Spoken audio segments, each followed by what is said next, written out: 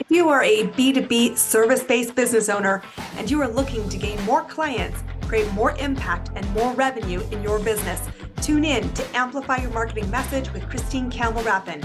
Every week, we're going to take you through how to build an audience of buyers, mastering your marketing message, and making offers that convert consistently. We'll see you all on the inside.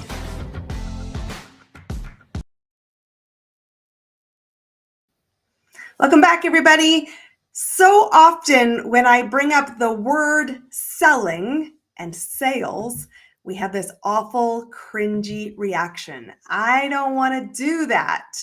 I'll never be confident at sales, and selling will never be natural to me. Well, today we're going to help shift that to becoming your reality.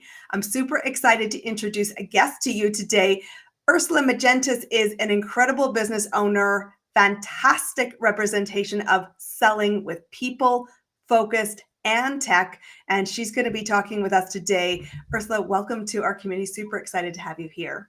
Christine, thank you for having me. I know this is going to be a fun conversation. I love your energy. I can feel your community out there ready for this. So let's do it.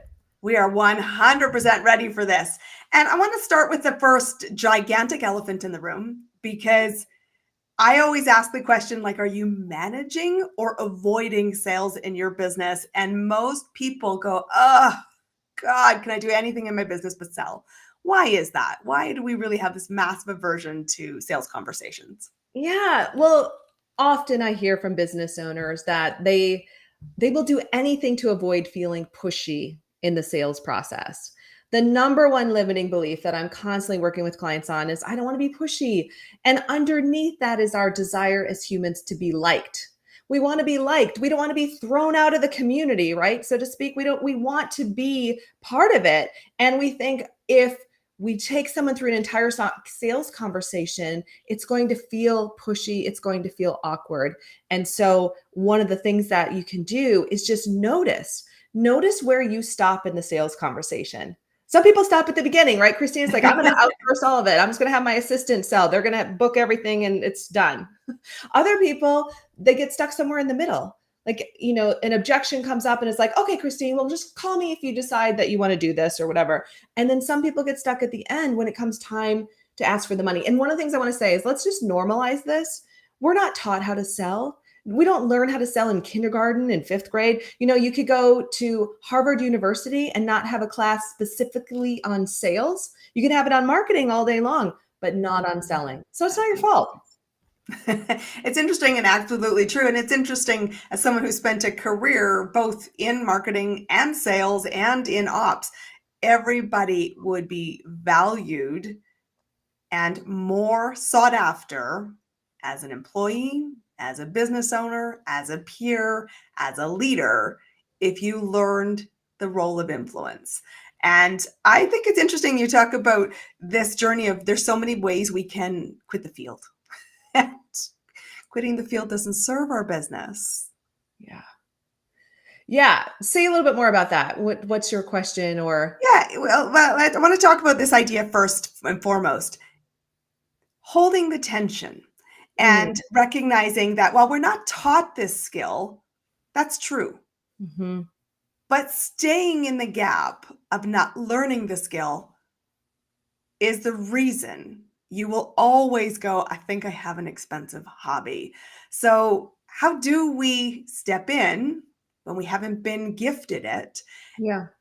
To start solving the problem sooner rather than later. Yeah. So I think it's recognizing that selling is a learned skill. You talked about the word influence. Selling involves influence. It involves leadership. And at the end of the day, people buy from you for one reason. And the reason is that they're confident you can solve their problem or meet their need. And a lot of times that's like the subconscious exchange of energy. We don't even know what's happening, but think about the last time you bought something or you invested in something that was a pretty big purchase, right? Maybe a car, maybe you're redoing your backyard and you got a bunch of quotes or you went and met with a bunch of salespeople. We buy from the person who gives us the sense of like, they're going to get this figured out for us. They're going to solve this problem. They're going to meet that need. They're like, I've got you. I've got this. That's what we buy. Mm-hmm. And so the question to ask yourself is where do I get stuck in that process, right? Mm-hmm. Number one, you got to be your biggest cheerleader in terms of the product or service you offer, right? You got to believe in what you offer, whether Yes. you're working for yourself or somebody else. Second, from there, you got to be willing to be in the conversation. And that's tough Mhm. because you want to take, especially if you're selling services, your prospect is here, right? They got a problem. They want to be over here. And Christine, you mentioned the gap. I like to think Mhm. of it as a bridge. Our job is to ask enough open ended questions to help somebody walk across the bridge. So literally, they sell themselves. You don't want to be in the position of doing any convincing, right? It's like coming to the conversation of like, Christine, I can help you maybe. And if I can't, maybe I can refer you to somebody else. Let's have the conversation and see if I can. And we always joke about this because I truly believe you could ask one open-ended pain-related question and one open-ended goal-related question and just listen for an hour. And someone would probably sell themselves because they feel connected to you. You're listening to them. So it's like, stop talking so much because we all do this, right? Start listening and just open up the space for that conversation. You'd be amazed what would happen. I've had clients do this. I'm like, just ask 2 questions and sit there and say nothing else and watch what happens. It's true. People who are looking for a solution are looking for a solution, and I need you to just hear that. It's never your role to convince, and I love that you talk about confidence right out of the gate.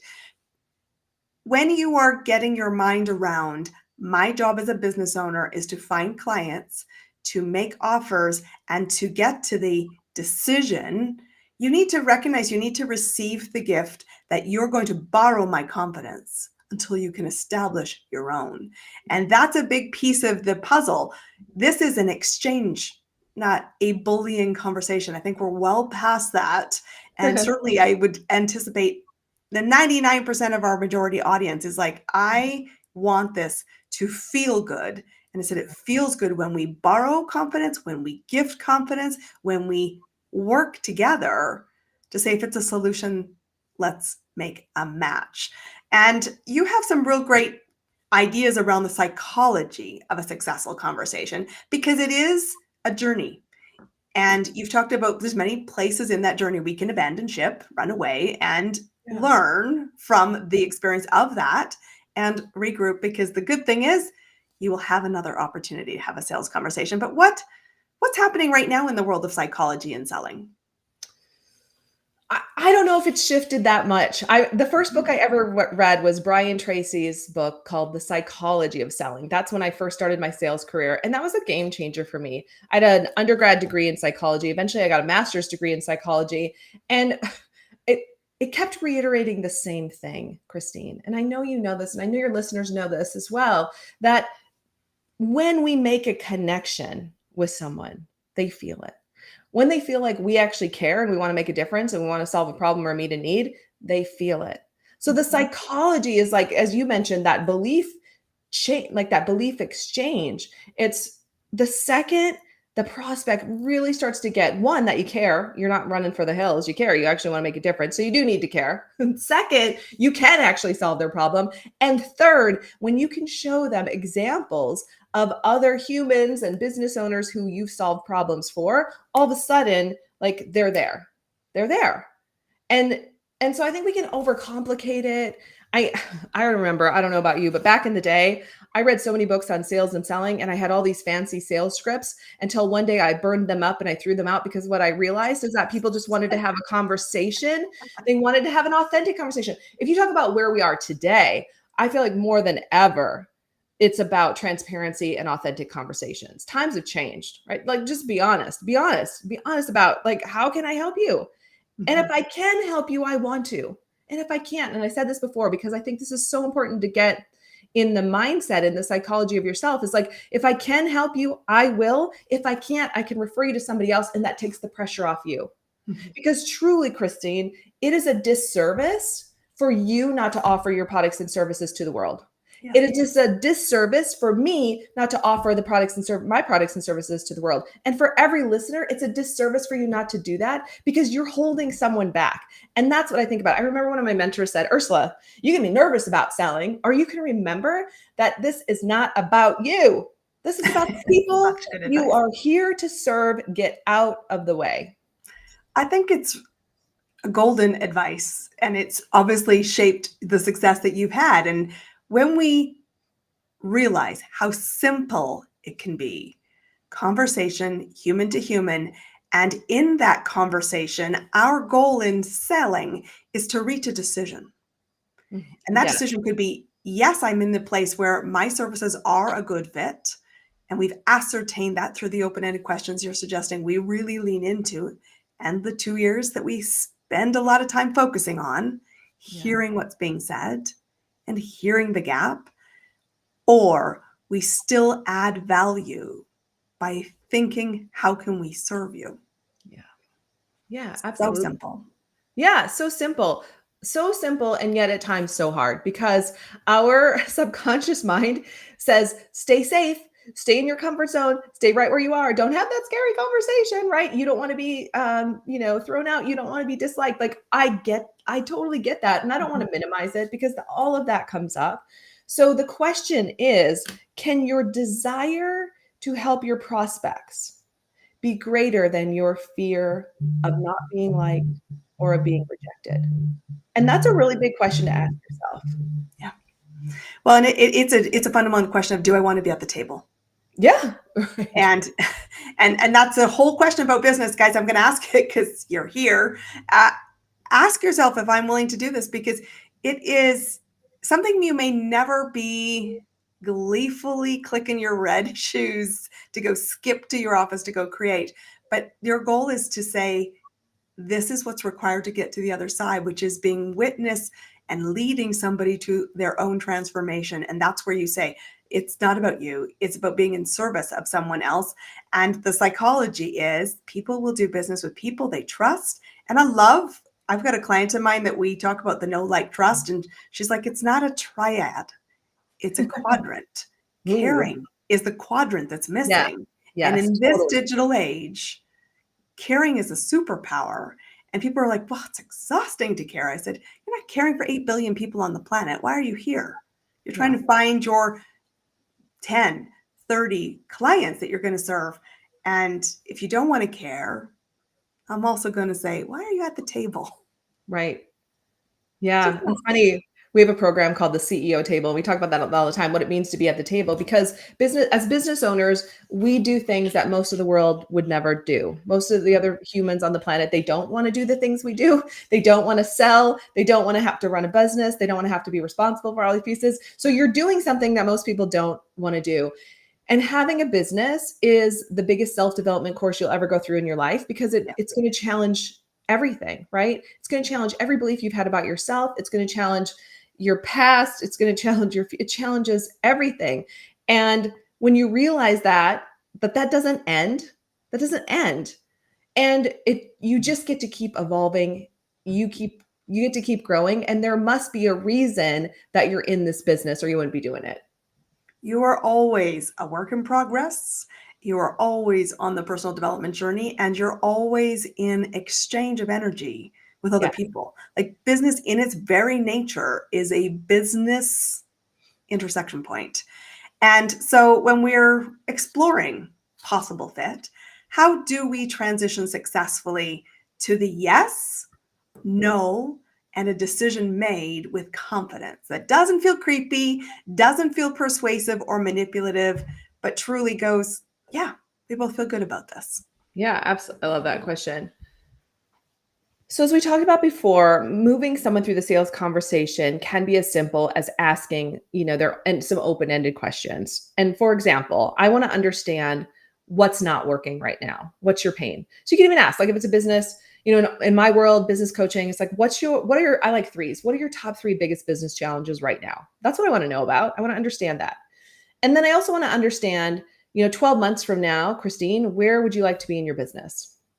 Because now I have the gap. Right now, I understand where you are, what some of the struggles are, and I will have more questions. And then I see where you want to go, and I can then say, okay, so based on what you've shared with me, here are 3 potential solutions, 3 different coaching levels that we could offer you. Christine, knowing what you know about your business, you're leading your business. Which one of these would take you where you want to go the fastest? Like, that's what I want to know. Now, in that moment, I mean, I've just taken what could be a 30 to 40 minute conversation and made it into a minute, right? But inside of that conversation, then things are going to start to come. I'm going to learn more. And when I ask that closing question, like which one of these would really help you get where you want to go the fastest, they're going to tell me. And then this is where the objections can start to come up. And I know objections can be cringy and awkward, and people are like, I don't want an objection. What I want to remind everyone is that an objection is a buying sign. An objection is simply someone saying, I'm trying to understand if this could work for me. This sounds good. There's a part of me that likes this, and there's a part of me that's like, I don't know. Or I'm concerned about how much is it? Or right. So it all starts to come up. And in my invitation in that moment is just to get curious, because you can take every objection and turn it into a question, right? So if the objection is, oh my gosh, there's no way I could pay for this, I would say, Christine, tell me more about that. Because in that moment, yeah, they probably don't have, $10,000, $20,000, $50,000, a $50,000 pile of money sitting in their office. No one does, right? And so immediately we can go to, I don't have the money. That's true. Like, it's not sitting in their office. Are there ways that they could pay for it? Yeah. So let's coach them through that. Let's see how they could get to that solution. So again, it's helping them stay curious. Third, this is the piece, and I truly believe that trillions of dollars are lost at this last piece, because I want you to either get a clear yes, I'm buying, and here's a deposit, right? I'm putting a deposit down today. A clear no, and I've served you, and I'm going to give you some free resources, and maybe we're going to connect again. You're on my list. Or number 3, and this is the one, you're a little bit stuck in the conversation. You find out that they have a business partner. We didn't know about that. Okay. Or they want to go check, their business banking to figure out how they might pay for it. You want to get a next step on the calendar. So you either get a yes, a no, or you calendar in that next step. Because I would say, okay, so how much, when will you be able to check with your bank? Tomorrow. Okay, what time tomorrow? 10 o'clock. All right. So do you want to talk at 12 or 1? I'm still driving the sale. I'm still leading this process. I'm still serving this person to help them. And I'm showing that I'm confident that I can do this, right? And so they pick the time, and then we jump on the call the next day. That missing piece is where most sales go off the rails, and that's where most people lose that opportunity. I 100% concur. And what's interesting for me, and I want people to create a Post-it note. You guys all know I love Post-it notes around my workspace to guide my focus. The goal is to coach a decision. The goal is to get curious. The goal is to ask open-ended questions.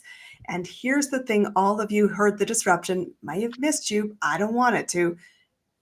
A complaint and an objection is a buying signal. They're trying to problem solve. How will I make that work? Your opportunity is to brainstorm options, to expand, and to help them stay in the solving energy. Because when you have bought the service, they borrowed your confidence to be a solving energy. This is the first gate. Stay in it. And please make the next step in the call. I love that so much. Yeah. It's important. Guys, business is simple. We can simplify it and we can be better at it.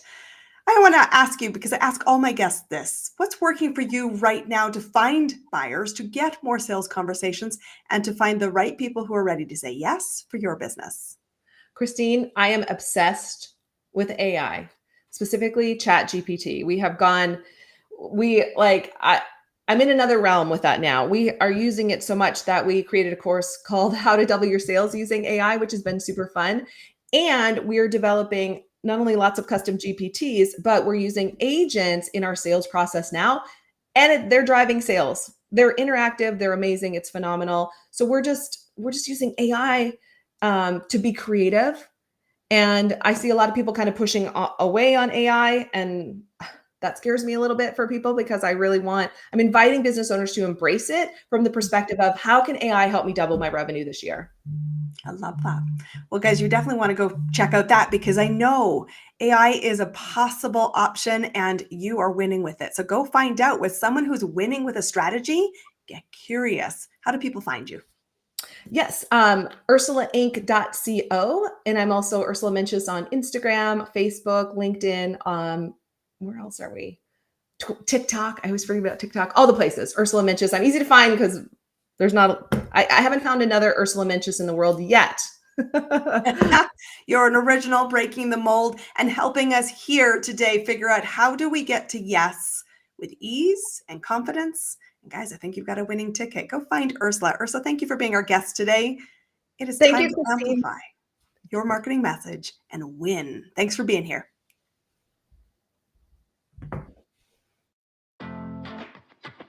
That's a wrap on another amazing episode of Amplify Your Marketing Message with me, your host, Christine Campbell Rapin. Be sure to subscribe on your favorite podcast platform so you don't miss another great episode. And be sure to visit christinecampbellrapin.com/podcast to get a free resource on how to master your marketing message. We'll see you all on our next